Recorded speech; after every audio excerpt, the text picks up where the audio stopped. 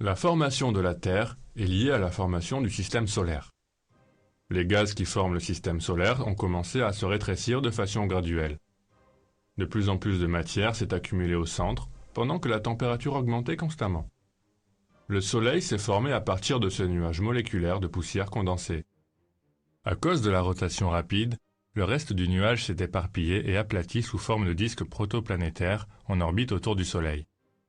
Les grains de poussière du disque protoplanétaire se sont assemblés sous l'effet de l'électricité statique, formant des planétésimaux.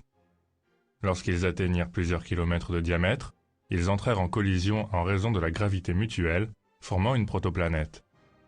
C'est ainsi que la Terre se forma il y a 4,6 milliards d'années. Environ 170 millions d'années après la formation de la Terre, une jeune planète connue sous le nom de Theia heurta la Terre. Theia fut détruite après la collision, et sa matière fusionna avec celle de la Terre. La masse de la Terre augmenta donc, et atteignit celle que nous connaissons actuellement. L'impact créa un énorme anneau de débris autour de la Terre. La Lune s'est formée à partir de cet anneau de débris.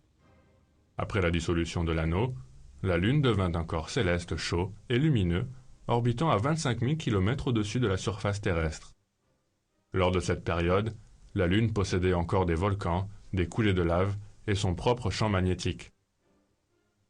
Le phénomène des marées qui se produit entre la Terre et la Lune engendra de nombreux changements. D'abord, la Lune entra en rotation synchrone avec la Terre, c'est-à-dire que la période de rotation de la Lune sur elle-même est identique à celle de sa révolution autour de la Terre. Ensuite, la Lune s'éloigna au fur et à mesure de la Terre, se refroidit et devint géologiquement inactive. Actuellement, la distance moyenne entre la Lune et la Terre est de 384 000 km. Elle est encore en train de s'éloigner de la Terre, 3,8 cm par an.